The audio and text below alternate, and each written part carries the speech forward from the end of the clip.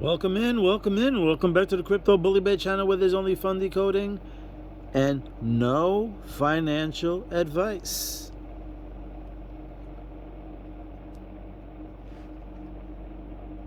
Let's see, is the tweet. Brad Garland House. Huge thanks to Chris for bringing together the public and private sectors every year at the always awesome DC FinTech Week, and to blah blah blah the monetary a great fireside chat on the need for regulatory clarity. Ripple's growing global presence. So he kind of teaches me about what's going on Wall Street, what he hears on the street. He's out of Jersey. Bob, I know you're watching the video. Hopefully I'm not going to give away too much of your secrets here. Wow, today's heavy. I don't even know where to start. I hope you guys enjoy this content. If you like and subscribe. Hey, I've got two things that hit me really hard about Bob and I's conversation this morning. Number one, he doesn't know anything about XRP. He doesn't know anything about XLM. The only thing he knows is that he's meeting with a company called Ripple. To give you a little background on Bob is, he's a market maker. Those of you know what market makers are, most of them on the retail level, all create liquidity for the market. They grease the wheel for the bid, ask, and offer market to keep the market moving and flowing. I don't want to get too deep into that, but that's what he does. He does it on a completely different, higher level. He does it not internationally, but he does it on a global liquidity market. It is really important to keep the world's economies moving. He would explain it totally different, but I'm trying to keep it in layman's terms here for you guys, for all of us, not just you guys, me as well. He was notified last week that they'd be meeting in a couple of weeks with a company called Ripple. He didn't know anything about Ripple, like most of us. He thought it was a wine. I told him, no, that's the parent company of XRP. He goes, well, I've heard of XRP. I don't know what it does or what it is. I know there's some kind of lawsuit. I said, yeah, we've talked about that before, Bob. He's like, yeah, okay.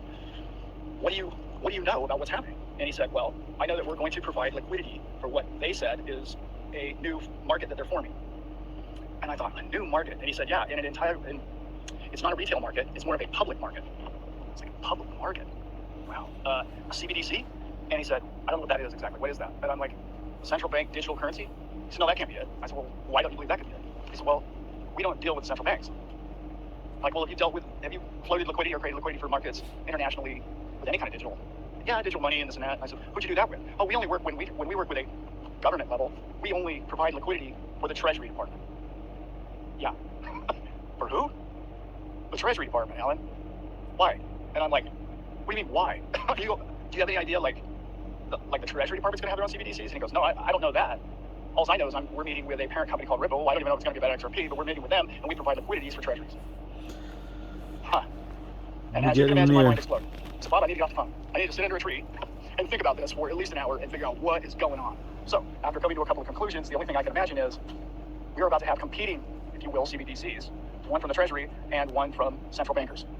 I've often thought for a long time that there was a discrepancy or a difference or a battle going on between both central bankers and, let's say, each country's own sovereign governments.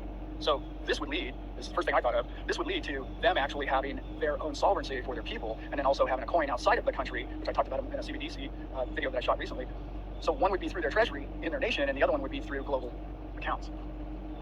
The other thing it leads me to believe, which is almost crazier than all the rest of it, sorry about shaking the camera, guys, I don't usually film like this, my other location's under construction. It normally would never need liquidity, right? So it's leading me to also, the second big thought that I had was, wait a minute, maybe this is going to be a publicly traded coin-based token that can be exchanged for other tokens. That's where Bob and his liquidity would come in. Bob's like, whoa, you're jumping all these conclusions. And I'm like, yeah, I am. Can I talk about this on YouTube? And he's like, I haven't told you anything. The only thing I know is I'm meeting with a parent company, and that's what. Thank you for watching, liking, and subscribing. And hold on to that bag. We might be nearer and closer than we think.